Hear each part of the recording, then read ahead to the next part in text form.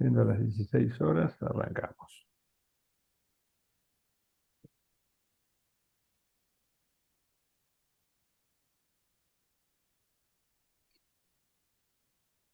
¿Me avisó que estamos grabando? Sí, profe. Bueno, muy bien. Buenas tardes a todos. Muchas gracias por estar presente en esta actividad de la Cátedra de Medicina y Cirugía.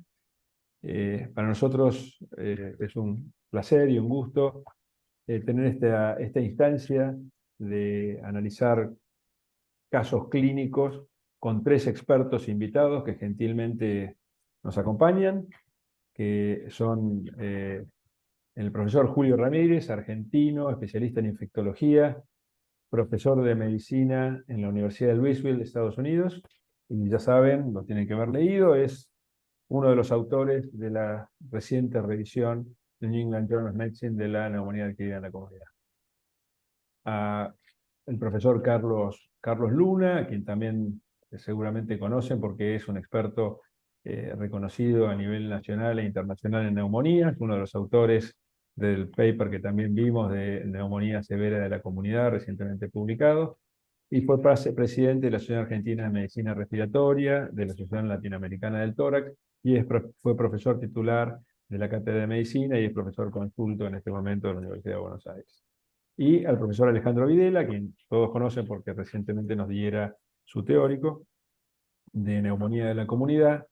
Alejandro también fue presidente de la AMR, es el jefe de servicio de neumología del Hospital Universitario Austral y es presidente saliente de la AMR y dicta clases en la Universidad Austral en la Cátedra de Atención Primaria. Sin más, y agradeciendo el interés y el compromiso, vamos a pasar al primer caso. La metodología es sencilla. Vamos a presentar los casos. Si tenemos algún alumno que quiera leerlo, levanta la mano y le doy la opción de la lectura.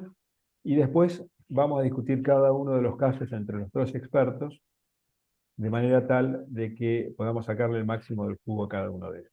Así que así comenzamos. ¿Tenemos algún voluntario? Si no, comienzo yo.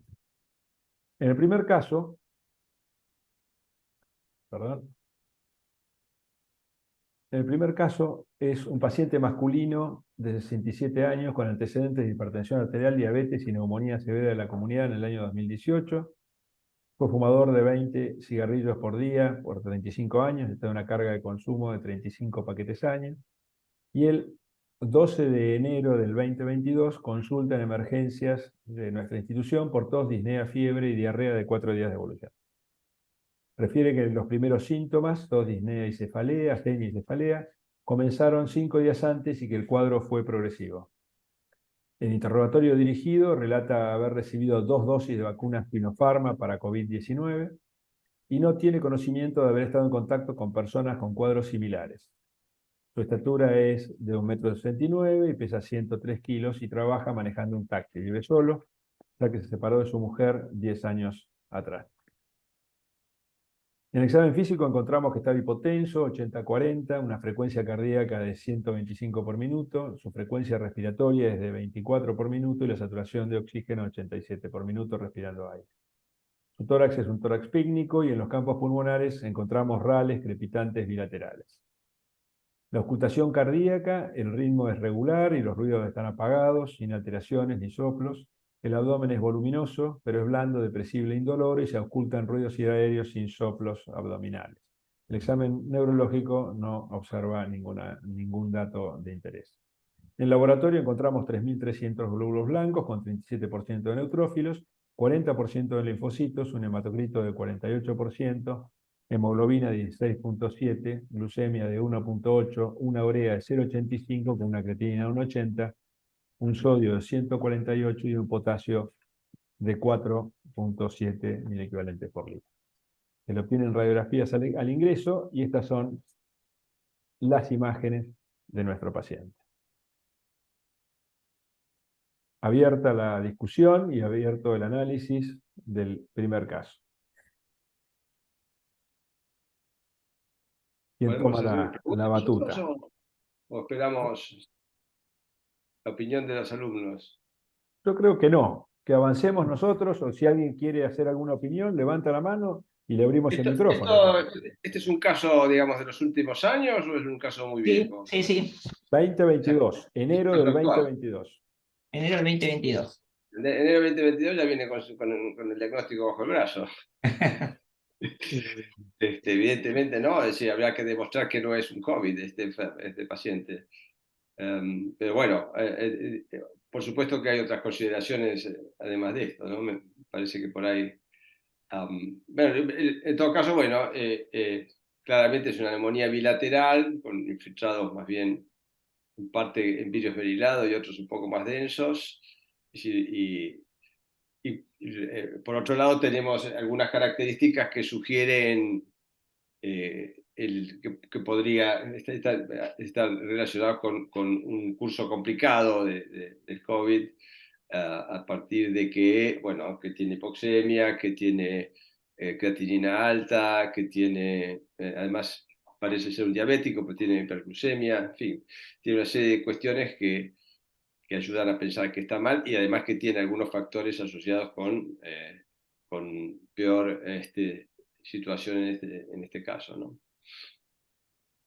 Esto me recuerda cuando empezó la pandemia y, y lo único que conocíamos era lo que venía de China al comienzo, en enero, febrero, eh, y, mm, y acá en Louisville teníamos los primeros casos y este era el CT scan que nos mostraba la gente, los primeros CT scan, ¿no? El vidrio, infiltrados bilaterales, vidrio esmerilado. O sea, estamos de acuerdo con Carlos que el, el paciente, y esto también nos viene, es importante que estamos discutiendo casos de neumonía de la comunidad, y yo creo que sí, pasó la pandemia y el SARS-CoV-2 es un virus más de todos los virus que causan neumonía de la comunidad. O sea, tenemos que sacarnos la idea de que yo hasta me gustaría llamar una neumonía de la comunidad por SARS-CoV-2. Bueno, Y como todo, y qué tiene para, como dice Carlos, es una neumonía viral por SARS-CoV-2 que ha desarrollado una neumonía severa, y tiene una serie de factores, ¿no? Para neumonía severa. Al punto de que me llama la atención que todavía aparentemente mentalmente el paciente nos puede dar una buena historia clínica, que no está confuso, pero es un paciente con una neumonía que está, desde el punto de vista de si definimos shock como una presión sistólica menos de 90, el paciente está con una neumonía de la comunidad con shock, y una saturación de 87%. No tenemos los, gracias. unos gases, pero tiene, no, fallo respiratorio y fallo cardiovascular. O sea que el dilema acá con esta neumonía, como todas las neumonías virales, como decía Carlos, ¿esto es una neumonía viral sola o es una neumonía viral con superimposición de una neumonía bacteriana? En el caso del SARS-CoV-2 ha habido mucha discrepancia en la literatura cuánto hay de neumonía bacteriana agregada a la viral. En el caso de influenza hablamos, porque, de nuevo, para los alumnos, cuando hablamos de la etiología de la neumonía viral, podemos decir que puede ser viral solo, o sea que la etiología es, en este caso, SARS-CoV-2 solo. Después están las cosas combinadas, puede ser viral, que a veces hay SARS-CoV-2 con influenza, puede ser viral bacteriano, sería SARS-CoV-2 con neumococo, estafilococo, o puede ser viral micobacteriano, SARS-CoV-2 con una reactivación de una tuberculosis, o viral con hongos, que sería SARS-CoV-2 con un Aspergillus. O sea que uno tendría que tener un aspecto abierto, que si este paciente está tan enfermo, y seguramente va a ir a cuidados intensivos con una neumonía, tenemos que estar pensando, ¿es nada más que SARS-CoV-2 o lo tengo que cubrir por algo más? Y ahí podemos después charlar cómo sería el manejo ¿no? de la terapia empírica y cómo lo cubriría. El hecho de tener neutropenia me habla de neumonía viral, el hecho de tener, ¿no? Eh, este paciente está, sí, severamente enfermo, va a ir seguramente, y como está severamente enfermo, si bien la neumonía viral y bacteriana en SARS-CoV-2, la gente habla de 5%, 8%, 10%, para nosotros desde el punto de vista clínico, ¿qué porcentaje tengo que tener de una posibilidad de que esto sea, además del SARS-CoV-2, un neumococo o un estafilococo, para poner terapia empírica? Y cuando el paciente está más críticamente enfermo, más uno tendría que poner, agregar la terapia empírica. Al punto de que por eso que esto va a generar, creo, en el artículo que hicimos sobre neumonía de la comunidad, que ahora estamos comentando, va a generar mucha controversia. Vamos a tener mucha gente que va a estar en contra de lo que pensamos con Tom Fall, pero cuando en la figura del tratamiento empírico justamente ponemos de que si el paciente está en fallo respiratorio severo o en shock séptico y ese paciente va a cuidados intensivos y por lo general uno no tiene tiempo de estar viendo qué factores de riesgo, cuánto, si tomó antibióticos, que los esteroides, es como que en cuidados intensivos lo trato por todo y después me fijo qué tiene, porque no tengo mucho tiempo para tratarlo. Eso va a ser una cuestión que va a generar un montón pienso, de controversia. Pero este paciente, por supuesto, esto es un juego que estamos haciendo porque la única manera de ver cómo está el paciente enfermo es verlo al paciente. O sea, esto es decir, acá no lo estamos viendo, no estamos imaginando. Pero yo me lo imagino con hipertensión. Por supuesto que también va a ser importante qué pasa con los primeros 500 mililitros de solución salina. La Claro. presión arterial de repente está normal y el paciente es otro, o sigue hipotenso y necesito vasopresores. Pues sí, podemos seguir hablando un montón, pero paro. Julio, No, te sí. doy un dato. El paciente llegó por sus medios a la guardia de emergencia y en poco tiempo se desbarrancó, como se veía en los pacientes con COVID. Si miras la placa de tórax, ya en esa placa ya está con un tubo dentro de su tráquea, o sea que evolucionó como lo sospechabas, ¿vale? No, quería resaltar un poco, tratando de articularlo con el teórico que escucharon los alumnos. Este es un paciente que tiene varios de los factores de riesgo que primero vemos para COVID, pero que también identificamos para neumonía viral. Es obeso, es tabaquista, tiene una enfermedad, hipertensión previa. Y un datito menor, pero interesante, es que recibió 2 dosis de vacuna contra COVID de Sinopharm, que de todas las vacunas para COVID que tenemos, una de las que menos efectividad tiene en personas mayores de 65.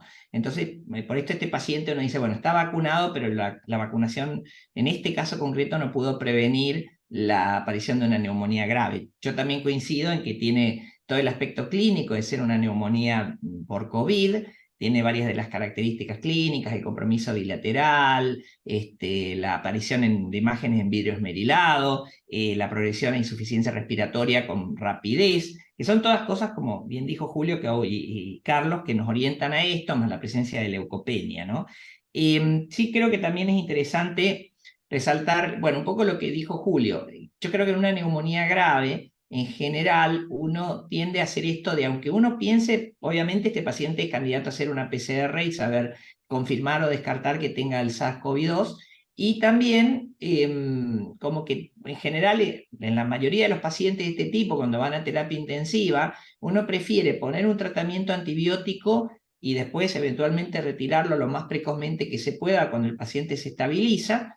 Eventualmente se puede tratar de hacer una marcha bacteriológica, si el paciente se lo termina intubando, tener una muestra de secreciones de la vía aérea inferior, o tener, si están disponibles, antígeno urinario para neumococo, y obviamente hemocultivo, para tratar de ver si nos podemos acercar más al diagnóstico. En la mayoría de las neumonías graves es más fácil tener un diagnóstico etiológico, pero por el contrario, muchos de estos pacientes, casi más de la mitad o la mitad, los terminamos manejando empíricamente porque no podemos aislar el diagnóstico, no podemos arribar al diagnóstico. Alguien en el chat puso, y me pareció un comentario muy interesante, si el neumocistis Girovelli podría ser un diagnóstico diferencial.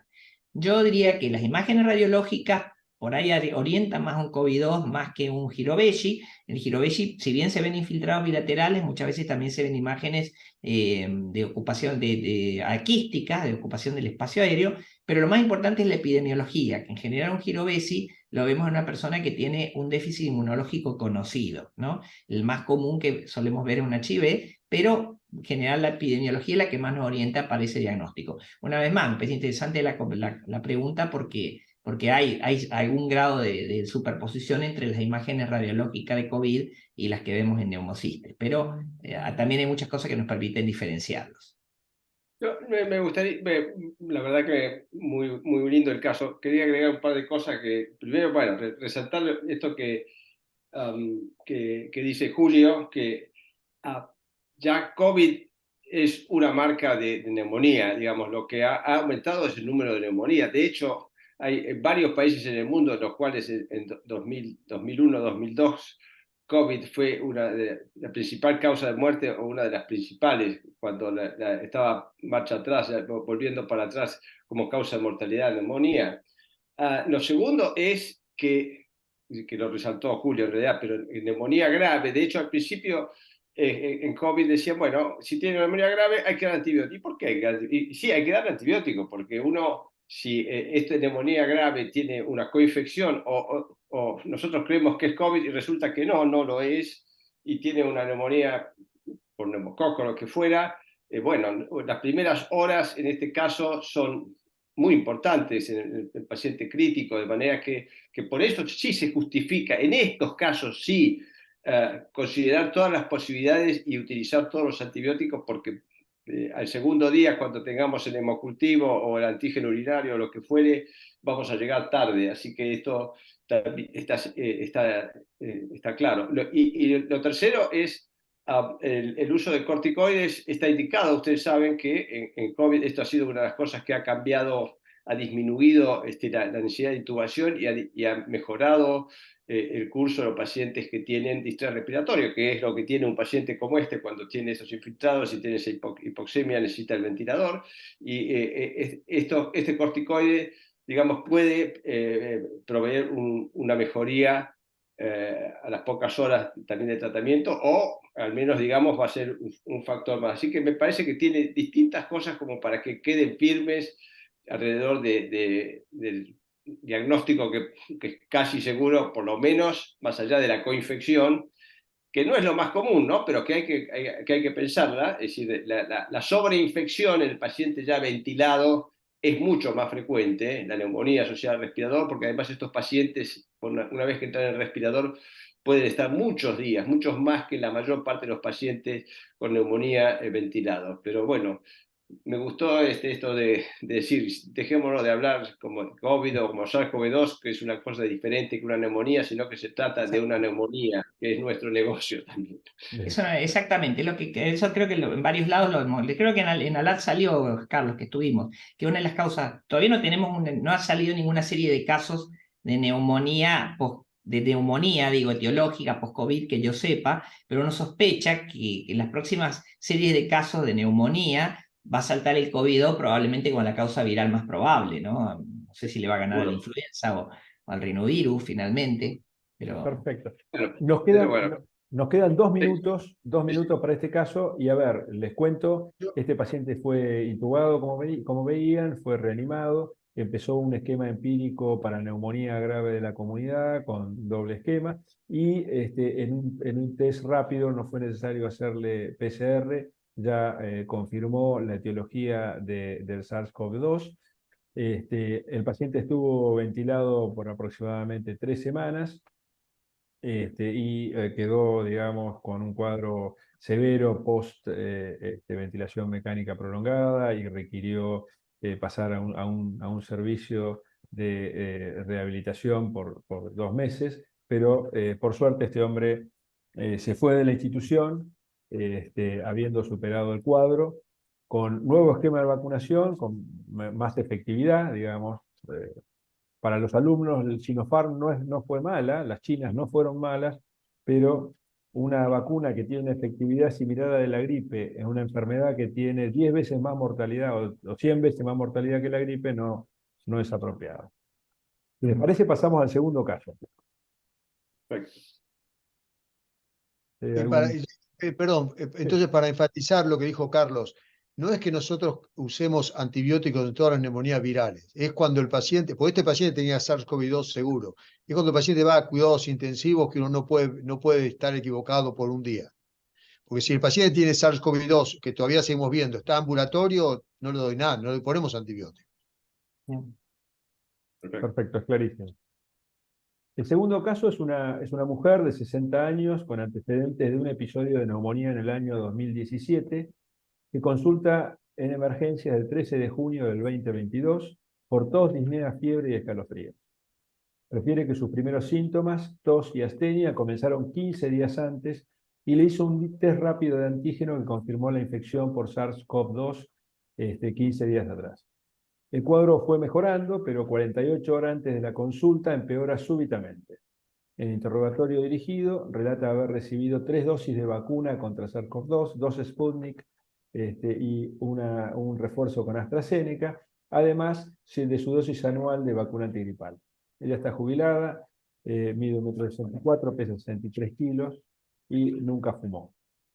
En el examen detectamos una tensión arterial 160, es su tensión arterial habitual, una frecuencia cardíaca de 123 por minuto, la frecuencia respiratoria está taquipneica, con una saturación de 91, el tórax es normolíneo y la auscultación de los campos pulmonares se detecta un soplo tubario, pectoriloquia y rales crepitantes en la región anterior y parasternal derecha. La auscultación cardíaca, el ritmo es regular, los ruidos son normales, sin alteraciones ni soplo evidentes, y el abdomen es blando, depresible, indoloro, y no se auscultan ruidos hidroaéreos. El examen neurológico es normal. En el laboratorio se observa que tiene 13.500 glóbulos blancos, 85% de neutrófilos, 12% de linfocitos, un hematocrito de 42%, hemoglobina de 13 gramos, una glucemia normal, una urea de 0,58, una creatinina de 1, un sodio de 140, un potasio de 4,7 y los gases en sangre observan que tiene 7,32 de pH, PCO2 de 34 y una presión parcial de oxígeno respirando aire de 52 milímetros de mercurio. Esta señora, al ingreso, la llevamos a hacer una radiografía que no aclaraba demasiado, entonces vamos directamente a una tomografía computada. Esta es la imagen tomográfica de la paciente. Y bueno, a ver Tiene qué... algún infiltrado en el lóbulo medio, ¿verdad? Sí. Está localizado allí, incluso con broncograma aéreo, aparentemente. Sí. Perfecto. Pero, ¿Algún dato más o pero se empieza a decir? no, ningún otro dato más. Y bueno, en la tomografía no sé si alcanza a ver, pero tiene otros infiltrados en el Tiene lóbulo inferior tipo derecho, además de la derecho, consolidación, ¿no? pero más, sí, es casi una bronconeumonía, pero con una consolidación muy lobar ahí, ¿no? Sí. Ajá.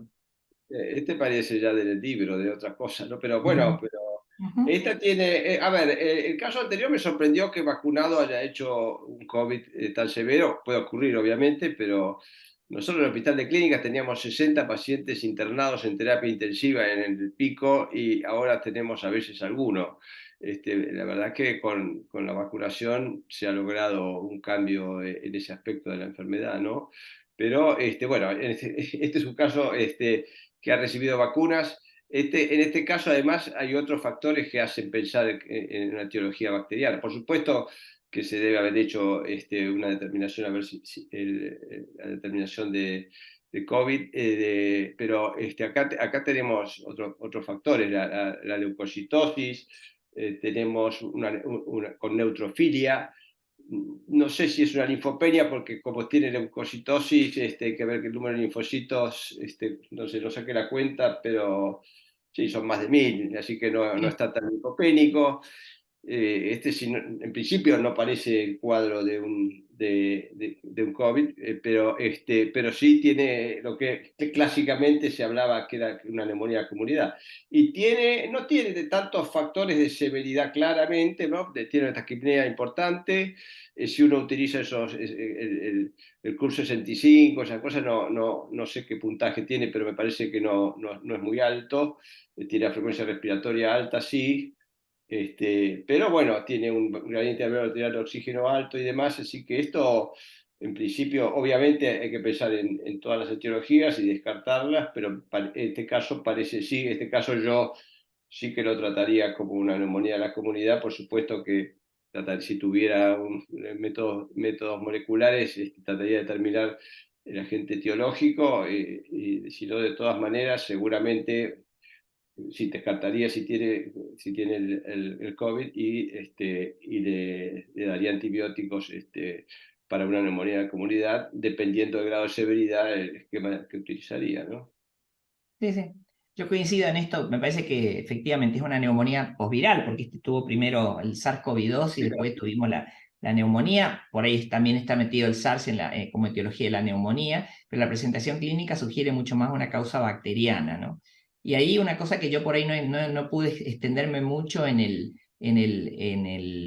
la presentación, pero cuando una neumonía impresiona bacteriana, ya directamente uno sí tiende a poner un tratamiento empírico, ya no a complicarse mucho si la causa puede ser neumococo o si puede ser los gérmenes intracelulares o atípicos. En este momento los consideramos a todos como parte de una presentación sindromática común, en donde el tratamiento empírico está guiado por las causas probables que puede tener una paciente de 60 años, que incluyen neumococo, hemófilus, bacilos gram negativos y las causas virales, obviamente, con lo cual creo que es una paciente candidata que aun cuando tenemos una confirmación de un diagnóstico previo de SARS-CoV-2 probablemente para tratamiento antibiótico, ¿no? Y alguien comentó ahí en el grupo los factores de el CUP65, alguien lo puso ahí en el chat, creo. Sí, está bien calculado, sí.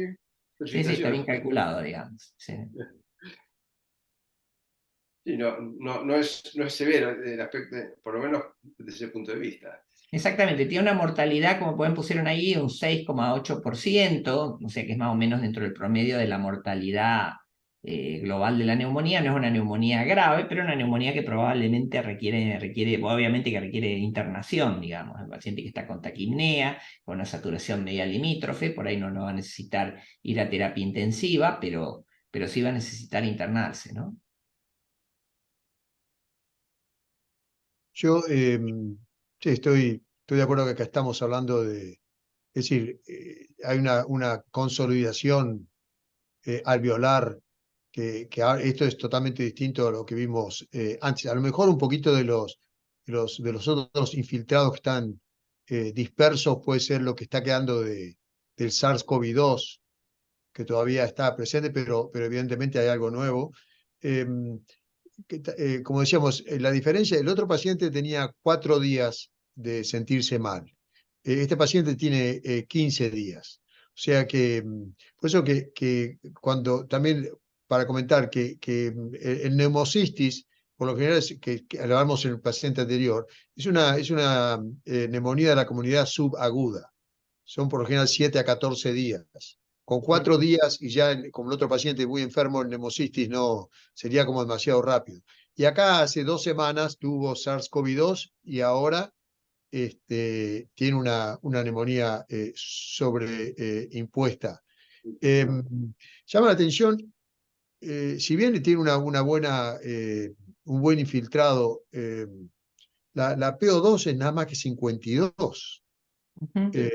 Es como que lo encuentro como demasiado hipoxemia eh, para, pero no sé si y como vos comentaba Gustavo, la vía aérea, es decir, esta paciente tiene enfermedad pulmonar crónica, ya tiene algo que está predispuesta, esta PO2 tan baja, ella no estaba con oxígeno en la casa, ¿no? No, ella no estaba con oxígeno en la casa. Tiene en el estudio de la neumonía que tuvo en el 2017, se observa que algunas de las imágenes que estábamos viendo allí estaban presentes que parecían ser pequeñas bronquiectasias cilíndricas secuelares. Su examen funcional respiratorio es normal. Es cierto que una vez que le bajaron la temperatura y le calmaron el dolor, porque tenía un dolor en puntada de costado importante, mejoró un poquito la ventilación y la saturación de oxígeno mejoró un poquito y también mejoró, no le volvimos a tomar gases en sangre, pero mejoró la saturación. Digamos, fue cierto que nos preocupamos muchísimo por 91 y 52 de PO2, ¿no? Que no es esperable para una persona que prácticamente era sana. Pero bueno, son los resultados obtenidos. Este caso está de Neuquén, sí. ¿Cómo? No es de Neuquén, digo, no es de ningún lugar Es de la costera. O sea, es de Neuquén, de una íntima amiga de mi mujer. Y que si recuerdan, estuvimos la infectados altitud de Neuquén no sé cuánto es, pero menos de 1000 metros, 300, supongo, ¿no? 300 metros sobre el nivel del mar. Pero Eso, ¿no? Eso hay que depende, tener en cuenta, ¿no? claro, pero depende de la presión barométrica. A veces, si la temperatura aumenta un poquito, la presión barométrica puede llegar a estar en 735, si hay viento, o sea que puede bajar un poquito más la presión parcial.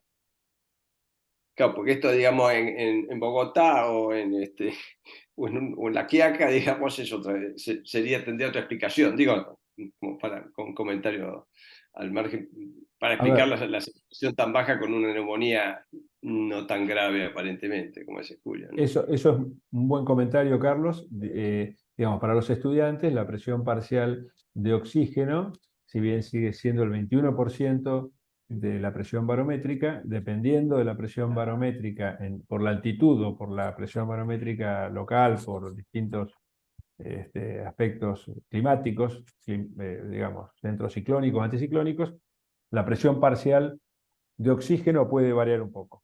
Y ahí tenemos que hacer el cálculo de cuánto es la presión alveolar y la presión arterial esperada de oxígeno.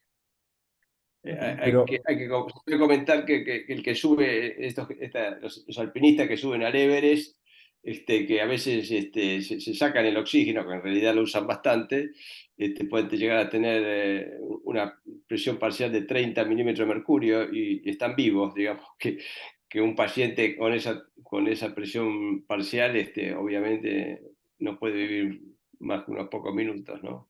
es cierto, y que cuando volamos en aviones comerciales, nuestra presión barométrica es equivalente a estar a 2.500 metros, como si estuviéramos en México DF, que ya si uno trata de hacer actividad en México DF y no está aclimatado, puede llegar a tener alguna pequeña dificultad, ¿no?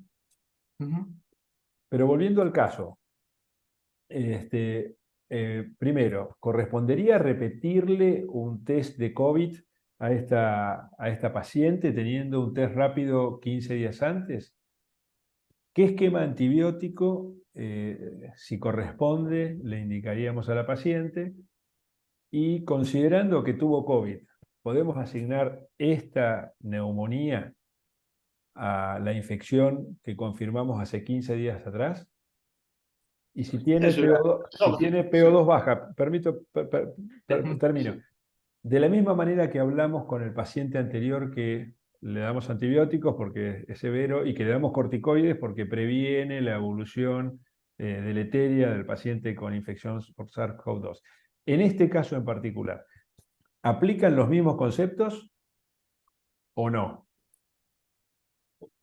Yo doy mi opinión.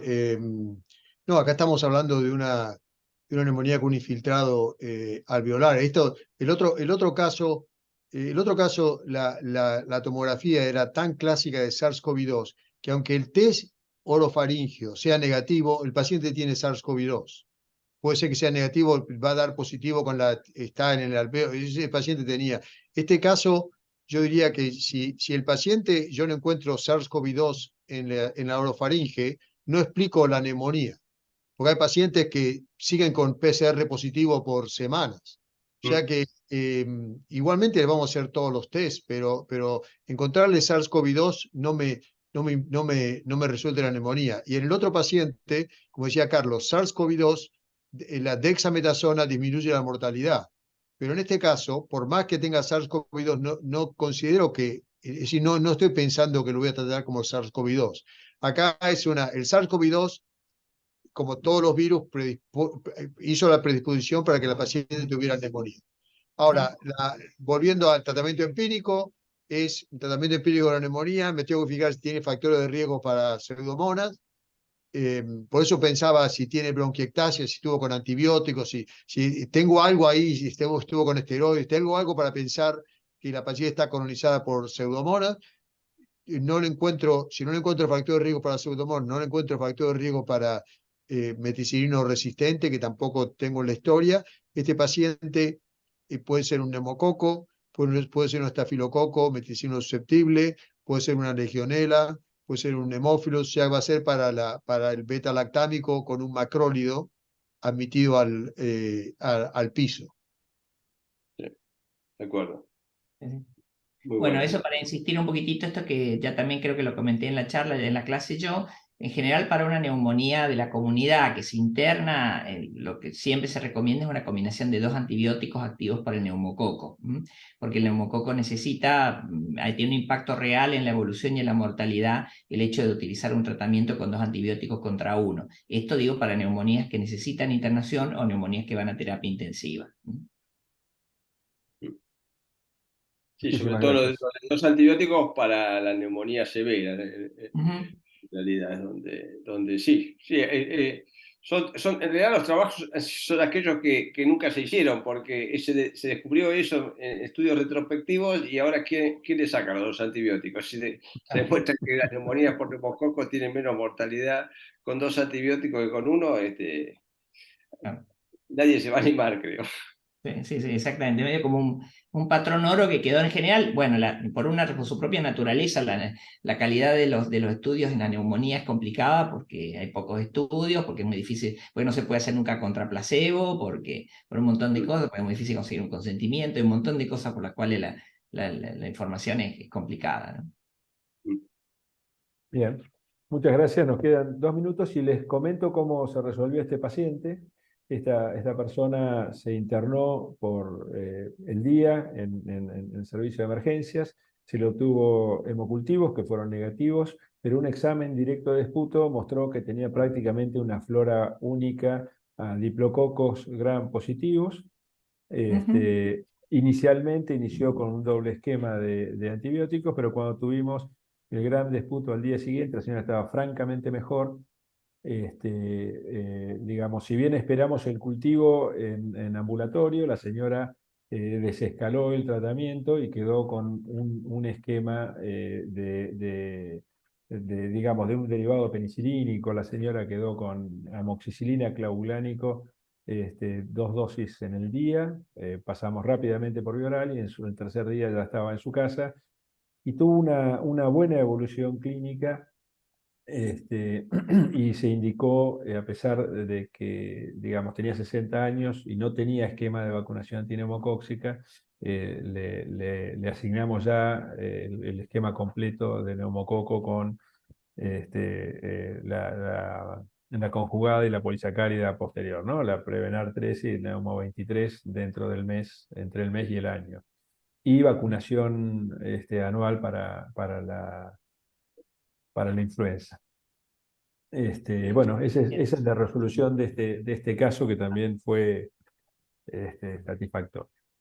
Sí, ahí se preguntó en el chat lo de, bueno, un poquito para aclararlo un poquito mejor, es decir, el principio del tratamiento con los antineumonías siempre empieza uno un poquito más ancho, pero después lo afina en función del aislamiento, ¿no? Entonces por eso es que uno puede disminuir la amplitud del tratamiento y que hace con un solo antibiótico si el paciente está estable, digamos. Y de este caso el paciente era un paciente que está evolucionando de manera favorable, con lo cual se puede achicar el espectro del tratamiento inicial, ¿no? Sí, ahí como hace la pregunta, Diego, si es neumococo, si es sensible a penicilina, le puede dar penicilina. Amoxicilina clavulánica es una exageración. Además, lo otro que hay que aclarar, digo, porque a veces uno ve cosas raras, que el paciente tratado 2 o 3 semanas, que en 7 días prácticamente cualquier neumonía que responde al tratamiento, obviamente que no tiene complicaciones, basta y sobra. Incluso hay esquemas más cortos que han mostrado ser efectivos, ¿no? Así que Eso es importante. Muy bien.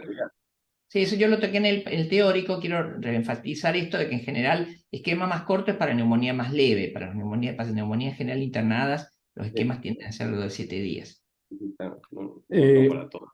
Bueno, este es un tema que plantea, y es cierto, y es importantísimo, digamos, el desescalar.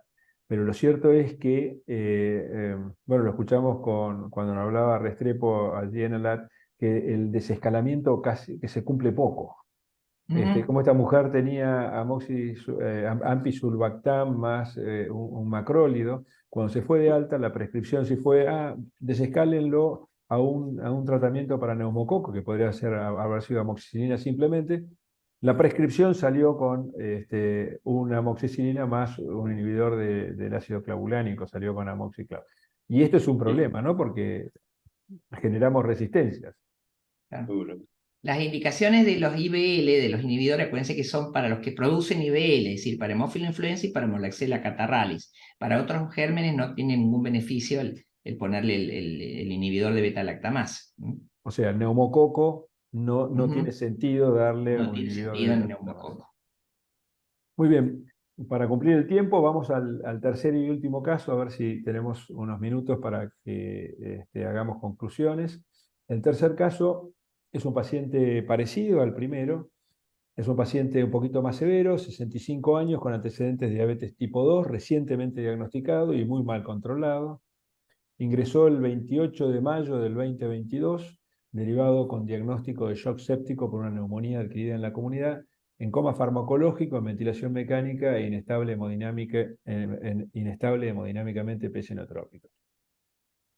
Cuando ingresan los familiares nos cuentan que fue fumador, que tenía una carga de consumo de 25 paquetes año, que había recibido 3 dosis de vacuna COVID-19, no recordaba, la vacuna antigripal anual, que fue chofer en el petróleo, esto es nuestra zona, una zona petrolera, así que hay mucha gente que trabaja en el petróleo, y ya está jubilado y sigue manejando un taxi para ganarse unos dineros más.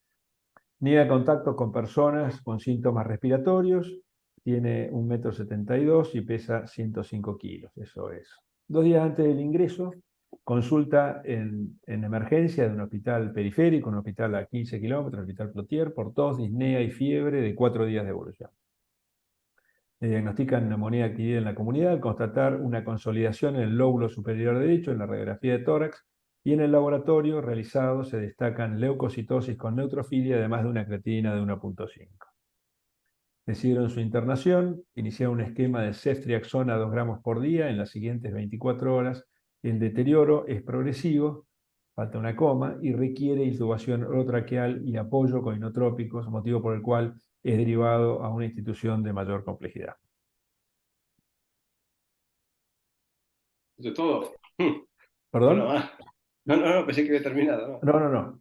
En el examen físico de ingreso se encuentra que estaba con 90-45, una frecuencia cardíaca de 125 por minuto, sibilancias, rales, crepitantes y ronco en ambos campos pulmonares. Un ecofast le hacen en bedside y observan que tiene consolidaciones parenquimatosas bilaterales y difusas, con escaso líquido en ambas cavidades pleurales. La auscultación cardíaca, el ritmo era regular y los ruidos normales.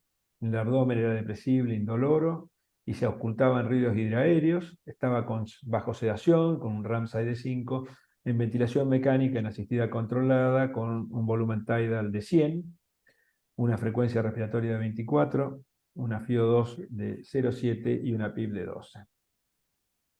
En el laboratorio de emergencia, cuando ingresa, perdón, esto está equivocado, tenía 25.000 blancos, 23.300 blancos, 94% neutrófilos, 5% encallado, el hematocrito era de 38%, la hemoglobina 12,8, la glucemia era de 2,2, la urea de 0,38 y la creatinina desde la referencia había bajado a 1,08, un sodio de 131, un cloro de 106, 5 de potasio y un pH que a su ingreso era de prácticamente 7, una PSO2 de 82, una PO2 de 86, con una hexácea de base de -13, un láctico de 16 y una albúmina de 2,85. Claramente el paciente estaba hipoventilado en el traslado, esto se corrigió rápidamente, pero estos eran los gases de ingreso. Y se realiza una nueva radiografía de tórax, que se presenta a continuación, se lo hace en el servicio de emergencia, que es una sala de cuidados intensivos, y ahí mismo se le hace un aspirado traqueal de secreciones respiratorias para bacteriología y un test de FilmArray que acabamos de ver los resultados. Estos son las imágenes de la placa de tórax. No tenemos tomografía, el paciente está intubado, ventilado y todavía sin vía central. Las bases libres y el protocolo del FilmArray, que no sé si lo alcanzan a ver, pero la parte superior, la mitad superior, son las bacterias, y la parte inferior son los virus. Por supuesto tiene un test de SARS-CoV-2, que me parece que no se ve ahí, que es negativo, un PCR para un test rápido y un PCR que es negativo. Hasta acá el caso. Y lo que no alcanzamos, es positivo el FilmArray.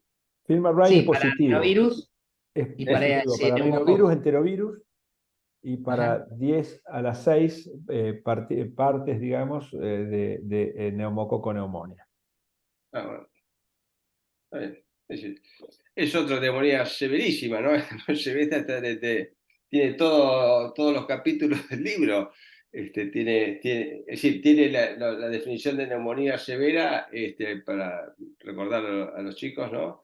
Que es por la parte hemodinámica, por la parte de insuficiencia respiratoria, ¿no es cierto? Es decir, requiere ventilación mecánica y tiene un shock séptico que necesita es el peor pronóstico de una neumonía que puede existir. Y encima, bueno, tiene una acidosis metabólica acompañando a la insuficiencia respiratoria, así que es un enfermo gravísimo. Obviamente que hay que, si bien tenemos el FilmArray que nos va a ayudar, claro.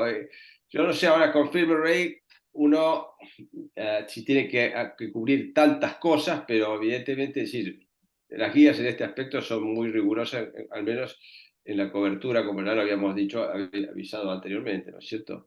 El tratamiento que se había hecho, no lo tengo bien claro. Cuando Era ingresó, un Primero está con, metalactámico, ¿no? ingresó con... primero había recibido ceftriaxona. Bueno, que en estos casos sí, como dijo Alejandro, está recomendado el uso de 2 antibióticos y bueno, y en estos casos son los que aparentemente los corticosteroides podrían tener un efecto beneficioso y sobre todo demostrado más recientemente en trabajo francés, ¿no? Al menos, por lo menos, digamos, que suma a la discusión, ¿no? Me parece que es uno de los temas que hay que conversar con esto, ¿no? Yo tengo una pregunta del caso. Cuando el paciente llega a tu hospital, Gustavo, ¿cuántos Sí, días hacía que estaba en el otro hospital? ¿Cuántos 48 días? horas. Menos O de sea que 48, menos de 48 horas. menos de 48 horas. Sí. Ingresó a la emergencia, estuvo internado menos de 48 horas, y como se deteriora rápidamente, lo intuban, lo suben a la ambulancia y lo derivan.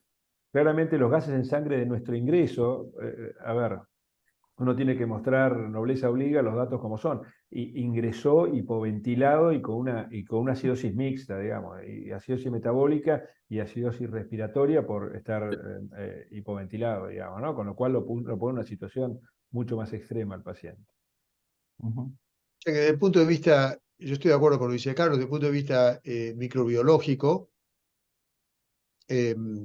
FilmArray nos dice que hay un neumococo con una cantidad que seguramente es patógeno, porque yo estaba pensando, siempre decimos que cuando uno lee sobre la neumonía por neumococo, decimos que hay pacientes que se deterioran porque llegan tarde al hospital y el paciente se puede deteriorar con el tratamiento antibiótico adecuado debido a la respuesta inflamatoria del huésped. O sea que una situación acá es que esto es una neumonía por neumococo, que evoluciona rápidamente, hace la respuesta inflamatoria disregulada y el paciente entra en un shock séptico por neumococo y empezamos con un distrés respiratorio debido al neumococo. Eso son 72 horas. Esto podría ser una cosa.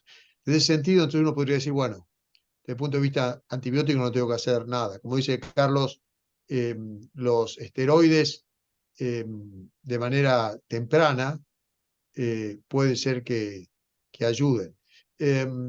Después está la otra cosa que estaba pensando. Si el paciente estuvo 3, 4, 5 días en el otro hospital, ya podríamos hablar de una superinfección, de un paciente que entró con neumonía por neumococo, pero en realidad si estuvo 2 días nada más, es muy poco tiempo para pensar en una superinfección. Y la otra cosa es, tendría que saber qué pasa en mi lugar si hay algún neumococo resistente a los beta-lactámicos. El neumococo resistente a las ceftriaxona es raro, pero a veces uno habla de 1 o 2%. Y acá volvemos al hecho de toda la especulación. Cuando Carlos dijo 2 antibióticos para el neumococo es mejor que 1, son todos estudios retrospectivos.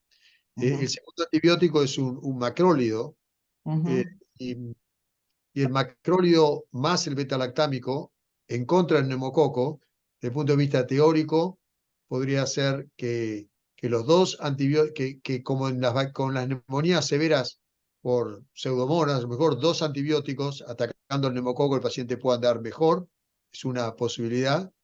La otra posibilidad es que el macrólido podría actuar como inmunomodulador, que sería inhibiendo la respuesta inflamatoria.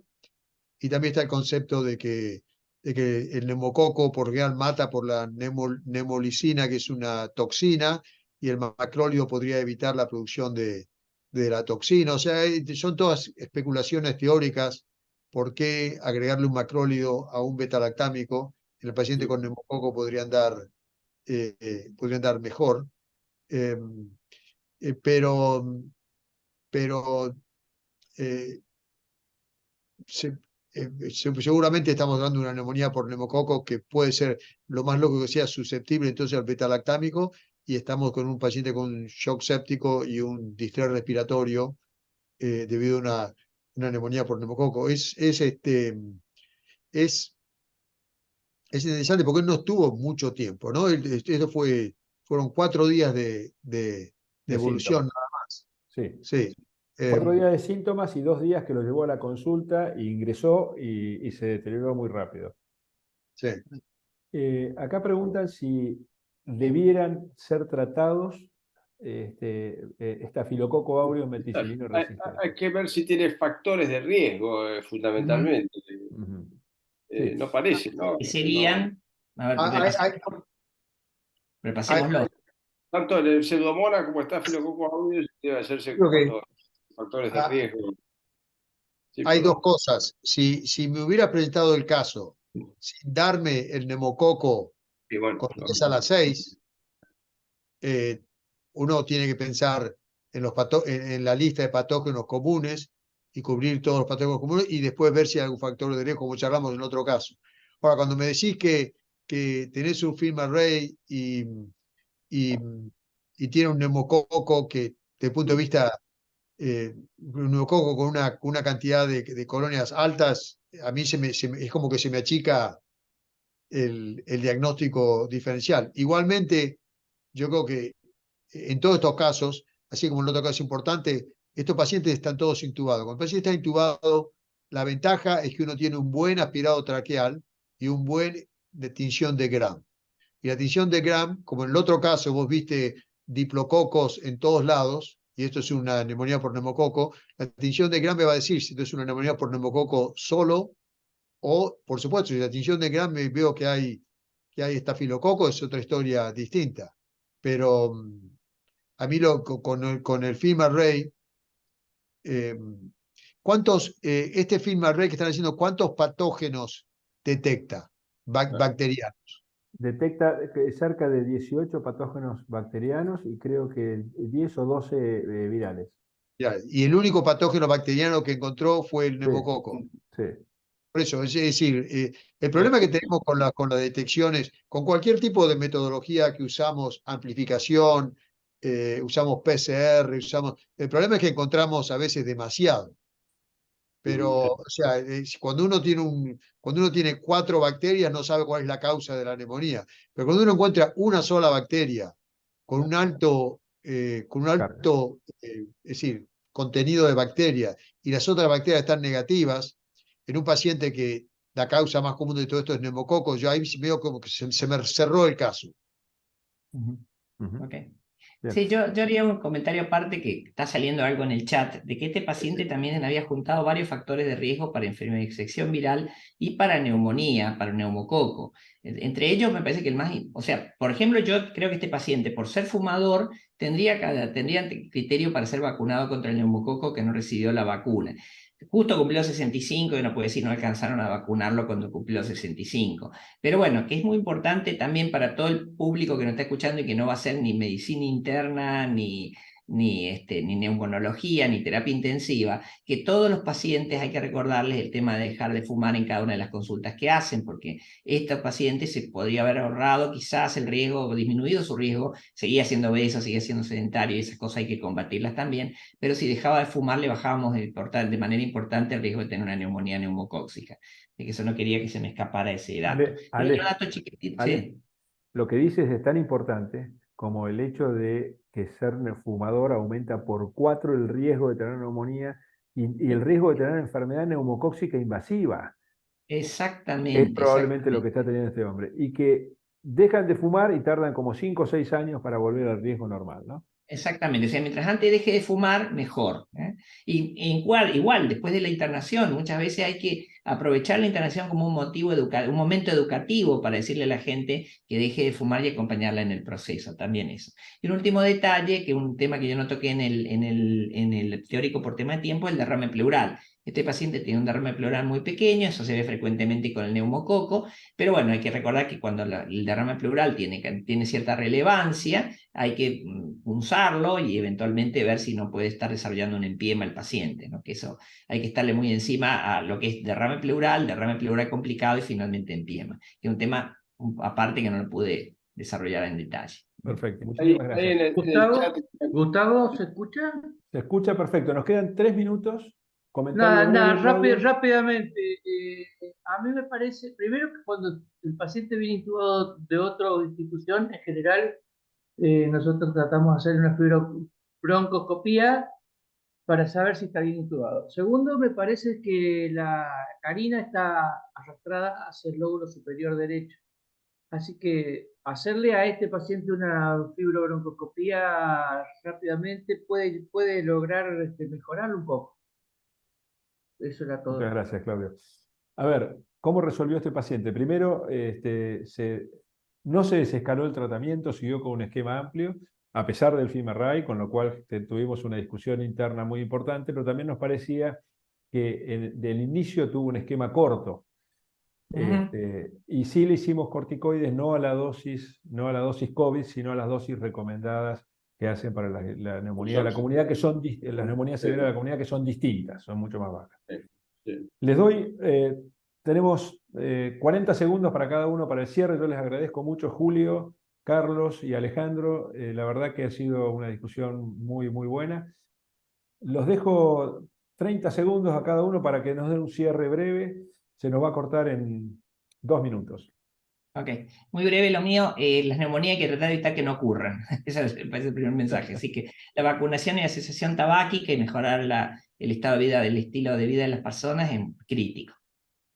Bien.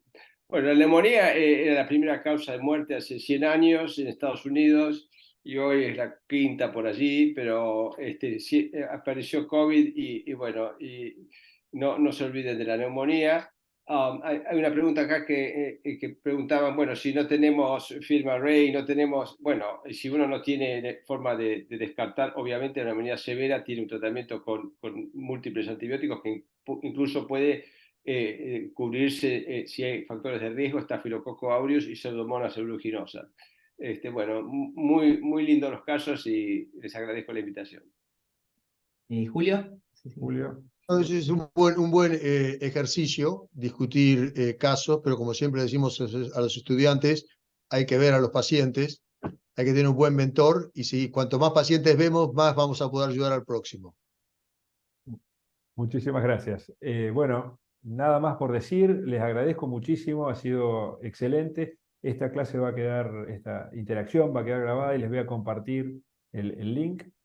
quiero recordar a este filósofo Schopenhauer, que era fantástico, un poco pesimista, pero que dispuso del aparato respiratorio muy importante. Cada aliento de aire que nos respiramos nos aleja de la muerte, que siempre nos acosa. Hay que cuidarlo al aparato respiratorio. Muchísimas gracias, muy amable por su atención, y nos veremos en la nube o presencialmente. Gracias, Carlos, gracias a todos, gracias, Alejandro, gracias, Julio. No, gracias a vos, es muy bueno. Pues. Gracias por la invitación, fue un placer. Fue muy lindo, ¿eh? Excelente, Sí, la verdad que quedó Pero bueno. bárbaro. Yo me quiero atender con estos médicos. Bueno, con ustedes, que Yo a mí mismo no puedo atender. sí. Probablemente termine atendiendo a Alejandro, porque ustedes están muy lejos también. Sí, lo que no contamos que en junio de esa época también nos contagiamos nosotros tres de COVID también en otro lugar, ¿no? Como esta mujer. Doctor Sí. Saer, una pregunta rápida. Dale, Cualquier Bra. duda que nos haya quedado, ¿podemos usar el foro en Petco? Para mí sí, para los profesores no. Ah, Pero ok. para mí sí. Bueno, nos puede mandar las preguntas eventualmente, Sí, claro, Gustavo, claro. si alguno específica para Claro. nosotros. Ah, Ok. buenísimo. Gracias. Muchas gracias. Ok. Fantástico. Muy bien, bárbaro. Nos Gracias, vemos. Carlos. Gracias, Alejandro. Nos vemos. Un Chao. abrazo. Muy Gracias, bueno. chicos. Hasta luego. Chao. Gracias, Doc.